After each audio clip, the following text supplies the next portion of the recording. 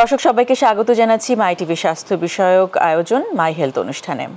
আপনাদের সঙ্গে আছি আমি ডাক্তার সানজিদা হোসেন পাপিয়া। দর্শক, যে বিষয়টি নিয়ে আজ আমরা আলোচনা করব সেটি হচ্ছে হাই রিস্ক প্রেগন্যান্সি বা ঝুঁকিপূর্ণ গর্ভাবস্থা। অত্যন্ত গুরুত্বপূর্ণ এই বিষয়টি নিয়ে আলোচনার জন্য আমাদের স্টুডিওতে আজ উপস্থিত আছেন যে বিশেষজ্ঞ চিকিৎসক, তিনি হচ্ছেন ডাক্তার শারমিন ফেরদৌস কলি, সহকারী অধ্যাপক feto maternal medicine department, high risk pregnancy, Bangladesh medical বিশ্ববিদ্যালয়। দর্শক, চলে যাচ্ছি আমাদের আজকের মূল আলোচনায়। আপনাকে স্বাগত জানাচ্ছি ম্যাম আমাদের অনুষ্ঠানে। আপনাকেও ধন্যবাদ। আচ্ছা, ইতিমধ্যেই আমি বলে দিয়েছি যে হাই রিস্ক প্রেগন্যান্সি বা ঝুঁকিপূর্ণ গর্ভাবস্থা অত্যন্ত গুরুত্বপূর্ণ একটি বিষয় নিয়ে আজ আলোচনা করব। একটি মেয়ের জীবনে প্রেগন্যান্সি পিরিয়ডটা আসলে খুবই গুরুত্বপূর্ণ একটি অধ্যায়, কিন্তু সেক্ষেত্রে যদি হাই রিস্ক প্রেগন্যান্সি হয় সেটি আসলে একটু চিন্তার বিষয় বা উদ্বিগ্ন হবার বিষয়। তো আপনার কাছ থেকে আমি একটু জানবো, একজন বিশেষজ্ঞ চিকিৎসক হিসেবে এটিকে আপনি কিভাবে সংজ্ঞায়িত করবেন? এই হাই রিস্ক প্রেগন্যান্সিটা বলতে আসলে কি বোঝায়? গর্ভধারণ একটি স্বাভাবিক প্রক্রিয়া, তবে এই গর্ভধারণ প্রত্যেকটা গর্ভধারণই একই রকম হয় না। কিছু গর্ভাবস্থা এমন থাকে যেখানে মায়ের এবং বাচ্চার জীবন বিপন্ন হওয়ার ঝুঁকি তুলনামূলকভাবে অনেক বেড়ে যায়। হ্যাঁ, এই ধরনের প্রেগনেন্সি কিংবা গর্ভাবস্থাকেই আমরা হাই রিস্ক প্রেগনেন্সি কিংবা ঝুঁকিপূর্ণ প্রেগনেন্সি বলে থাকি। আচ্ছা, এখানে আমরা বেশ কিছু নিয়ম কানুন যেটা আছে, যেটা ধরেন মাতৃজনিত কারণ কিংবা গর্ভাবস্থা অবস্থায় যে জনিত কোনো কারণ কিংবা পরিবেশ, সামাজিকভাবে কিছু কারণ, এসব কারণে আমরা ঝুঁকিপূর্ণ গর্ভাবস্থা নির্ণয় করে থাকি। যেমন ধরেন মাতৃজনিত কারণ, যেটা মায়ের যে নিজের কারণটা, যে কারণে মার বয়সের একটা ব্যাপার আছে। বয়স যদি 18 বছরের নিচে অথবা 35 বছরের উপরে যদি থাকে এবং মা যে গর্ভধারণ করেছে তার পূর্বের ইতিহাস আমাদের জানতে হবে। যেমন এটা তার কত নম্বর গর্ভধারণ, আচ্ছা, পাশাপাশি এর আগের গর্ভধারণের কোনো ঝুঁকি তার ছিল কিনা, এটা তার নর্মাল ডেলিভারি হয়েছে কিংবা সিজারিয়ান ডেলিভারি হয়েছে কিনা, সুস্থ বাচ্চা জন্মগ্রহণ করেছে কিনা, এটা একটা ব্যাপার।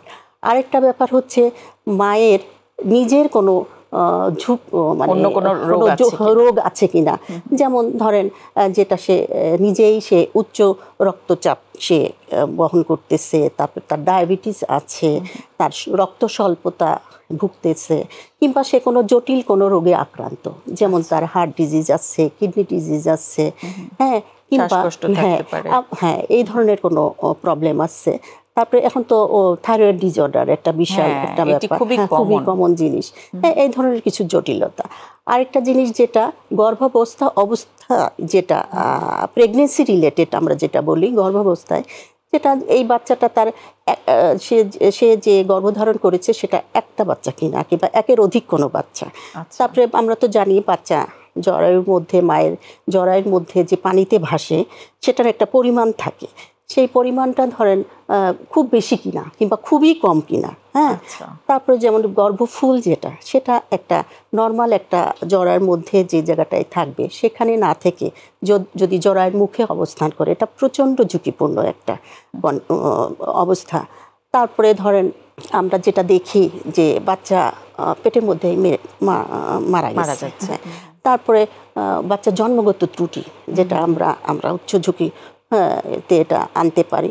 খুবই খারাপ অবস্থা, এটা জন্মগত ত্রুটি বাচ্চা একটা মায়ের জন্য খুবই মানে খারাপ কষ্টের ব্যাপার। হ্যাঁ, এই ধরনের কিছু। আবার দেখা যায় ডেলিভারির আগেই সময়ের আগেই তার ডেলিভারি হয়ে যাচ্ছে, আবার ডেলিভারির পরেও তার ডেলিভারি পেন উঠতেছে না। হ্যাঁ, এই ধরনের কিছু কারণে হতে পারে। আবার সামাজিক পরিবেশগত কারণ, যেমন ধরেন খুবই অপুষ্টিতে ভোগা, দারিদ্র, হ্যাঁ, এদের একটা ব্যাপার। আবার অনেকেই আছে যেটা গর্ভাবস্থা বলেন কিংবা আগে থেকে বলেন ওরা ধূমপান করে, অ্যালকোহল ইনটেক খায়, এদের জন্য এসব কারণে কিন্তু ঝুঁকি বেড়ে যায়, অনেক বেড়ে যায়। পারিবারিক কোনো কারণ বা আপনি বলছিলেন যে আশপাশের যে পরিবেশগত কারণ, সেটি থেকে কি কোনো সমস্যা হতে পারে? পরিবেশগত কারণ, তার মানসিক যে একটা মা যখন গর্ভধারণ প্রথম যে গর্ভধারণ করবে, সে যখন চিন্তা করবে যে না আমি সত্যি একটা বাচ্চা নিতে চাই, তাকে তো মানসিকভাবে এবং শারীরিকভাবে সুস্থ থাকতে হবে।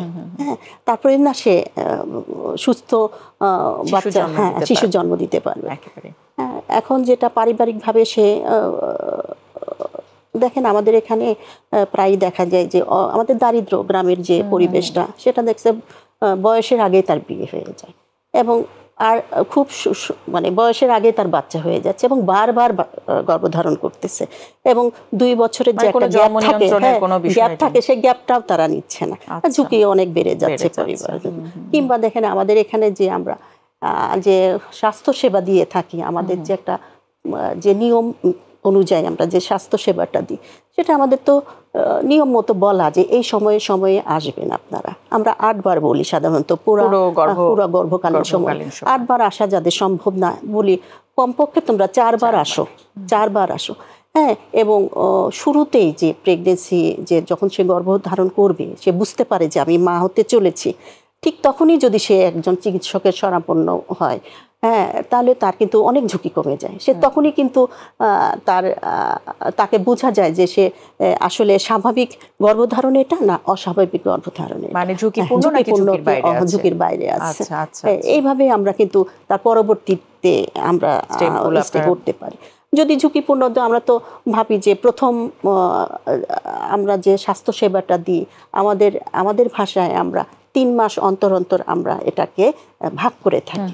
হ্যাঁ, তাহলে 3 মাস, প্রথম 3 মাসের মধ্যে যদি সে মা আসে তাহলে তার শুরুতেই যে প্রবলেমগুলা তার সে তো জানে না, সে কখনো ডাক্তারের কাছে যায় নাই, কাজে তার তখনই যদি আমরা তার কিছু হিস্ট্রি নিই, মানে তার কিছু ইতিহাস নিই, হ্যাঁ, তার আগের এই এখনকার, তাতে আমরা কিছুটা বুঝতে পারি যে আমরা এখন কোনভাবে আগাবো।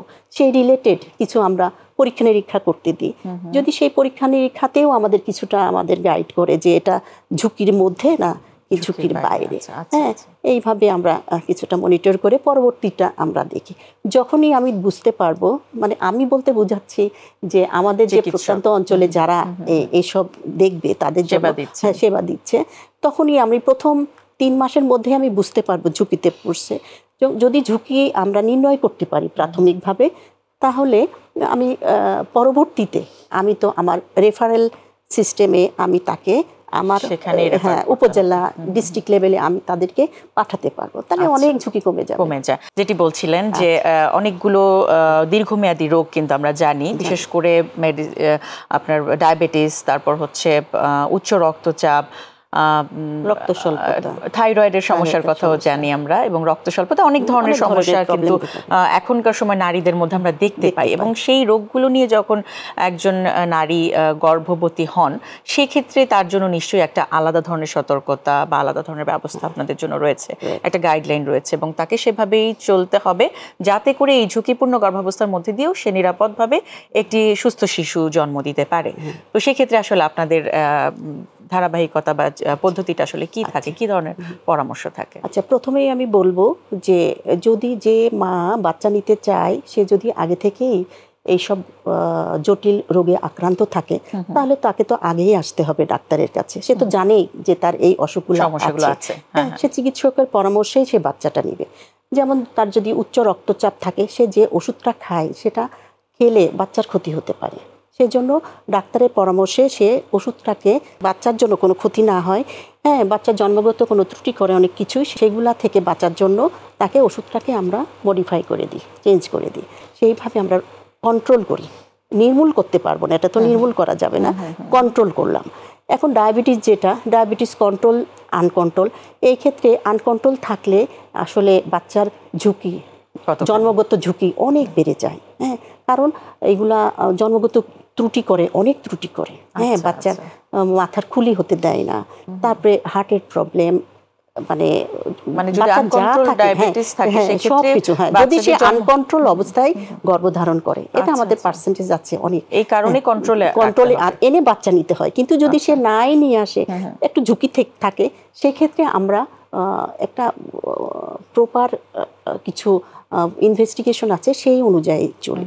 এবং জন্মগত ত্রুটি যেটা আমরা 11 সপ্তাহ থেকে 14 সপ্তাহের মধ্যে আমরা টেস্ট করি, হ্যাঁ, আবার সেটা ফলো আপ যদি ভালো থাকে আমরা 18 থেকে 22 সপ্তাহ, তার পরবর্তীতে এইভাবে আমরা যে আনকন্ট্রোল ডায়াবেটিসের যে মা তাকে কি গর্ভাবস্থায় ডায়াবেটিসটা কন্ট্রোলে রাখা সম্ভব? এখন সে হয়তো কোনো ড্রাগে ছিল, হয়তো ইনসুলিনে ছিল না, মুখে খাওয়া ওষুধ কিছু কিছু ওষুধ আছে যেটা জন্মগত ত্রুটি করে, তখন আমরা ইনসুলিনে চলে আসি, কন্ট্রোল করে ফেলি। আমাদের হাতে অনেক ধরনের ইনসুলিন এখন অ্যাভেলেবল, মানে মায়ের সুরক্ষার জন্য আমরা কন্ট্রোলে নিয়ে আসি মোটামুটি। আর অবশ্যই এটার সাথে আমাদের সাথে একজন এন্ডোক্রাইনোলজিস্ট ইনভলভ থাকেন, মনিটর করার জন্য। আচ্ছা আচ্ছা, তার মানে হচ্ছে এটি একটি মাল্টিডিসিপ্লিনারি অ্যাপ্রোচ। অবশ্যই অবশ্যই অবশ্যই উচ্চ ঝুঁকিপূর্ণ আসলেই মাল্টিডিসিপ্লিনারি অ্যাপ্রোচে আসতে হবে। কারণ দেখেন যার হার্ট ডিজিজ আছে, যার হচ্ছে লিভার ডিজিজ আছে, আমরা তো তাদের পরামর্শ অনুযায়ী পাশাপাশি আগাবো। বাচ্চাটাকে আমাদের আলটিমেটলি চাওয়াই থাকবে সুস্থ বাচ্চা, সুস্থ মা, অবশ্যই নিঃসন্দেহে। আচ্ছা, আরেকটা বিষয় হচ্ছে যে ওবেসিটি বা যখন ওজন বেশি হয় মায়ের আর কি, বা আগে থেকেই সে একজন ওবেস পার্সন যিনি মা হয়েছেন বা গর্ভাবস্থায় আছেন, তার জন্য আসলে আলাদা কোনো সতর্কতা রয়েছে কিনা, বা তার তার গর্ভের শিশুটির যে বৃদ্ধিটা সেটি সঠিকভাবে হচ্ছে কিনা, সেটি আসলে কতখানি ঝুঁকির মধ্যে থাকে? যেটা সেটা তো একটা হাই রিস্ক, ঝুঁকিপূর্ণ মা। এখন আগে যদি সে আসতো, অবশ্যই আমরা তাকে ডায়েট চার্ট দিয়ে, বেশ কিছু টুলস আছে আমাদের, সেগুলা দিয়ে আমরা ওকে একটু ওজনটা কমানোর চেষ্টা করতাম। যদি সে শুধু ওবেজই হয়, পাশাপাশি তার যদি কোনো জটিলতা না থাকে, কোনো রোগের, তাহলে তো কোনো অবস্থা না, তারা সেভাবে আগাবে, সেভাবে আমরা ডায়েট করবে। এখন এইসব ক্ষেত্রে দেখা যায় হয়তো ডায়াবেটিস আছে, কিংবা অনেক সময় কিন্তু আমরা দেখি যে গর্ভাবস্থায় ডায়াবেটিসটা ধরা পড়ে, সেটিও যারা একটু ওবেস পার্সন তাদের ক্ষেত্রে কিন্তু আমরা বেশি দেখতে পাই। তাদের জন্য কি ভয়ের কোনো কারণ আছে? ভয়ের মানে আমরা যেটা বলি ডায়াবেটিস, যেটা ডায়াবেটিস মানে গর্ভধারণের আগে থেকেই তাদেরটাই একটু বেশি ঝুঁকি থাকে, কারণ তারা কন্ট্রোলে না আনকন্ট্রোলে। যারা গর্ভধারণ অবস্থায় যারা ডায়াবেটিস হয়, এটা আসলে অত ক্ষতিকারক হয় না। এটা আমরা মোটামুটি কন্ট্রোলের মধ্যেই রাখতে পারি। তাহলে এটা জন্মগত ত্রুটির পরিমাণটাও এদের কম থাকে। আচ্ছা, মানে শুধু জেস্টেশনাল বলি আমরা, কেন গর্ভধারণ অবস্থায় হচ্ছে, গর্ভধারণের পরে এটা আবার চলে যায়। আর আগে যে সে কি অবস্থায় ছিল, সেটা নিয়ে যদি আসতো, আমরা তো সেটা রেকর্ড জানি না। সেটাই আমাদের আসলে বেশি সমস্যা তৈরি করে সেটি। এবং এই যে আপনি বলছিলেন যে জন্মগত ত্রুটি হওয়ার সম্ভাবনা থাকে যেসব বাচ্চাদের ক্ষেত্রে, সেটি আসলে কখন জানা যায় বা কখন বোঝা যায় যে বাচ্চাটির কোনো জন্মগত ত্রুটি হচ্ছে কিনা? তখন আপনাদের পরামর্শ কি থাকে? আমরা আসলে উচ্চ ঝুঁকিপূর্ণ যে চিকিৎসকগুলো, আমরা আসলে শুরু থেকেই ভয় পাইতে থাকি। যেমন একজন মা যখন আসেন, তখন যদি সে বললাম না, আমি প্রথমেই বলেছি যে ভাগ করে নিয়েছি আমরা 12 সপ্তাহ 28 সপ্তাহ, এভাবে আমরা যে ভাগ করি, প্রথম 3 মাসের মধ্যে যদি আসে, আমরা তো অবশ্যই তাদেরকে 11 থেকে 14 সপ্তাহের মধ্যে আমরা একটা স্ক্যানিং করি। এতে আমরা বুঝি মানে বাচ্চার নেকের পেছনে কিছু ফ্লুইড জমে, এটা একটা পরিমাণ আছে, যেমন 3 মিলিমিটারের বেশি কম এরকম। যদি বেশি হয় আমরা বুঝি এটা ঝুঁকি, তখন পরবর্তী ফলো আপটা যেটা আমরা 18 থেকে 22 সপ্তাহের মধ্যে একটা অ্যানোমেলি করি, সেখানে অনেক কিছু ধরা পড়ে। এটাই আমাদের মেইন টার্গেট, যে 18 থেকে 22 সপ্তাহের মধ্যে যে ত্রুটিগুলো ধরা পড়বে, সেটা মেজরিটি ত্রুটি ধরা পড়বে।